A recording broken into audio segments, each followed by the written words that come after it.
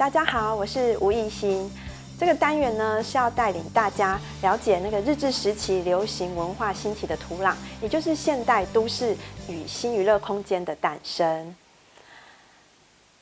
台湾呢是日本的第一个殖民地，那也因此呢，对当时急于脱亚入欧的日本人来说呢，台湾是他们证明自己已经具备帝国的条件，并且进一步能够跻身西方列强之林的重要展示地。因此呢，台湾的各项现代化发展呢，就在官方强力的主导之下，计划性的展开了。首先呢，台湾总督府是透过了武力镇压，逐步消弭台湾各地层出不穷的武装抗日。接着呢，就大规模的展开了各项调查事业，像是土地调查、人口调查、林野调查以及旧惯调查等等，借此呢，掌握并且理解台湾过往的风土民情。那也借此作为台湾制定各种殖民政策时的参考。那也在此调查事业的根基之下，逐步建立起日本在台湾的现代化政治管理。同时，日本呢也透过严格的法令、警察制度以及新式学校教育的施行，改造台湾人民的思维与生活形态，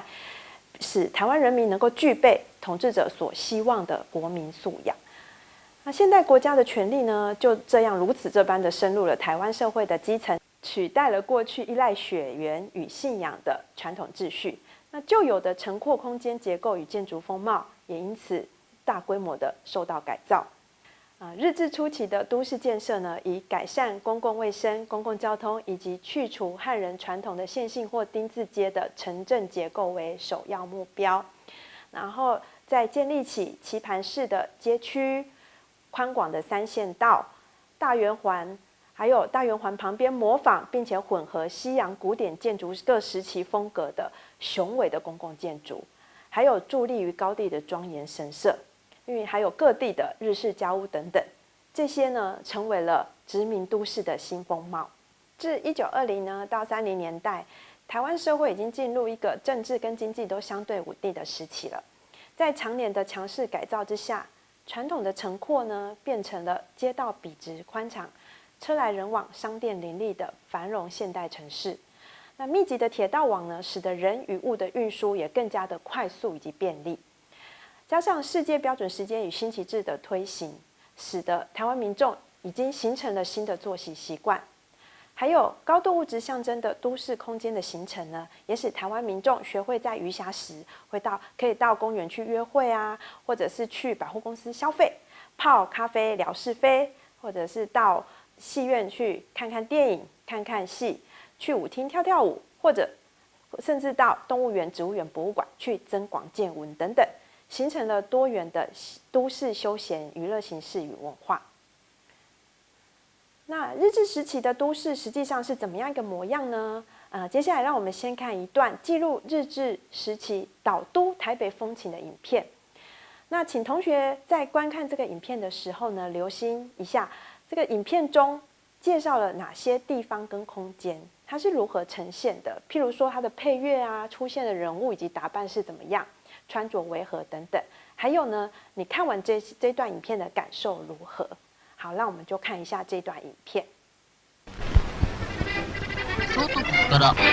北部一帯には所立ち並んでおります。台湾都市は機会あるごとに在来の旧式な建物から近代的文化建築に移りつつありますが、特に台北市の文化様式には著しい変化が現れております。しかも一般に台湾の文化様式の都市は主要街路が放射状にあるいは5番の目のように拡張され、淡々たる大通りは人道と車道とに分かれております。その人道は我が国においては他に例を見ない独特なものであります。幅2軒の軒下には停止客というものが設けられておりまして、これが人道となって100度以上の炎天にも血のつく雨の日にも傘や高桁の必要がなく街を歩ける全く理想的な人道であります。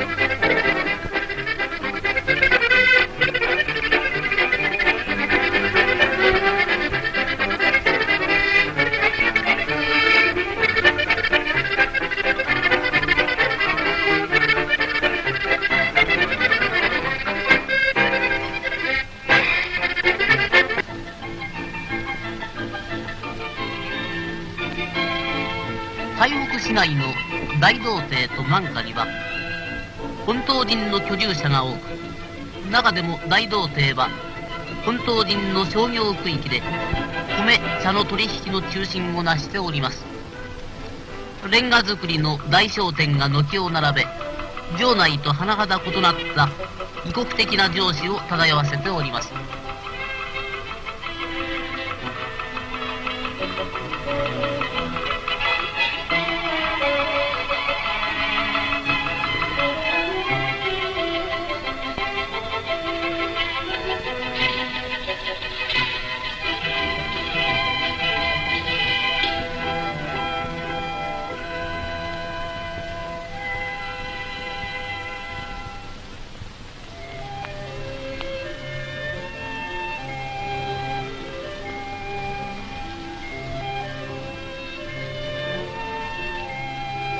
好，那从这段影片呢，其实我们可以看到很多值得注意的地方。首先呢，是殖民的印记，在这个看似繁华的都市空间里面，它都不停地呈现出来。譬如说呢，在这两段影片里面，我们可以看到有区分出日本人的生活空间，还有台湾人的生活空间。那当然就是大稻埕。那日本的生活空间呢，就是感觉的非常的整齐啊，非常的现代化，非常的雄壮威武。可是呢，台湾人的生活空间呢，在这个影片里面呈现的就是都是老人啊、小孩啊，还有很多奇怪的食物啊，就是而且那个音乐相对上也比较异国情调一点。那还有中间呢，也出现了非常多穿着，不知道他是在台日本人还是台湾人的旗袍美女。那从这些旗袍美女，你也可以看到她们有非常僵硬的动作哦。所以它虽然是一部如实呈现台湾生活的纪录片，但是从中间也可以看到殖民者他们怎么样去 set 这个场景，然后让这些美女们呈现一些不自然的譬如说挥手的这些动作。那还有呢，刚刚我们也讲到大稻埕呈现的方式，其实这个在当时台湾人的心中也有这样子的一个刻板印象，就是日本人居住的街道普遍上感觉都是比较整齐清洁的，那台湾人生活的街道就反而比较是脏乱哈。尽管事实上不一定是如此，譬如说龙瀛宗非常著名的作品《只有木瓜树的小镇》里面就有这样的一个描述哈，就是讲到那个街道污秽而阴暗啊，走进巷里并排的房子啊，脏兮兮的啊，小朋友到处大小便秘这样等等哈，那也是就是当时有普遍这样子的一个刻板印象。那再来呢，这两段影片也让我们看出来，尽管呢日本一直很想要特别是岛都台北，因为它是代表台湾的一个城市，那把它塑造成非常现代化的一个城市，然后并且让它日本化，不止现代化，而且日本化。但是我们还是可以看到传统跟现代是夹杂在这个城市的空间里面的，再加上当时中国跟台湾还有日本的交流相当的频繁，所以在日治时期的台湾的都市空间里面，其实是杂居着各种东西文化、新旧文化，十分的多彩多样跟热闹。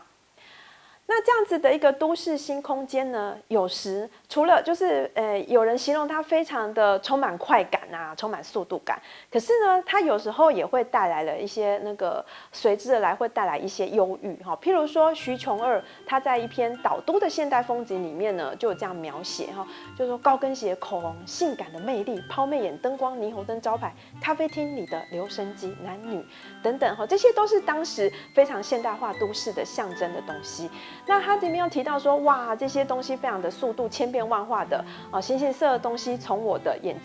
前掠过，他用意识流的描写。但是呢，他后面也提到，他就呈现出我孤独且寂寞的心中片刻的喧闹，瞬间即逝。那自己想要寻求孤独的心情，与寻求着爵士乐心情，并非同时的存在的。但是在孤独之中又寻求爵士乐，在爵士乐之后又寻求着孤独。那听起来就觉得很烦可是他是当时的这个文学青年普遍在都市里面，他既觉得这个都市充满了新鲜的东西，充满了快感，充满了官能性，但是还是也让人深深感觉到疲惫。另外一个朱点人的《秋信》里面，他呢也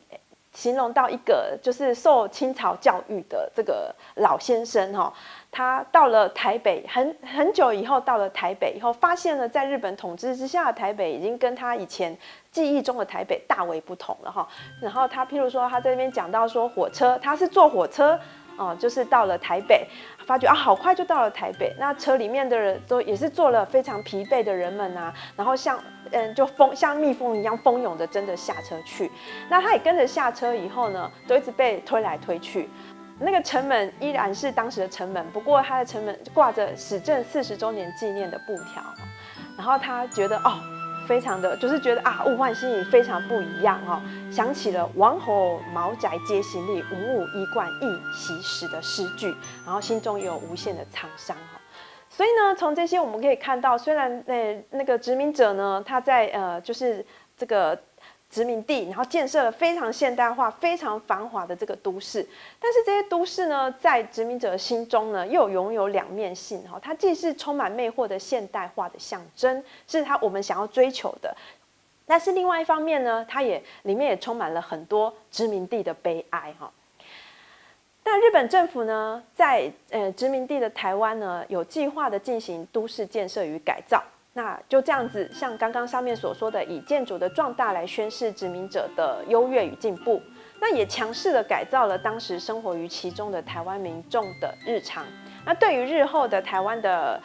都市发展也产生莫大影响我们可以看到就是各地也有非常多日治时期留下来的古迹，如今还在使用。那特别是公共建筑甚至像那个总统府啦、监察院啊这些，目前都还是使用着当时留下来的公共建筑。那还有很多的地方的日治时期遗留下来那个史迹啊。没有使用，那是不是要进行拆除？每次在进行这些说明这些要拆除不拆除的时候呢，也都常常会引发很多的争议。所以这日治时期的都市建设到现在，对于今日的这个影响还是不容小觑的那这个单元的最后呢，是想要请同学们呢以自己的家乡为例，那找找看你的家乡当地呢有什么代表性的日治建筑。那这个日治建筑它目前是作为什么样的用途？那你认为是否恰当？与我们分享。那个接下来的几个单元呢，我们也会继续在讨论都市非常重要的几个，像咖啡厅百货公司呢，他们在现在的台湾又有了什么样其他不同的用途？那这个单元就到此结束，谢谢各位同学。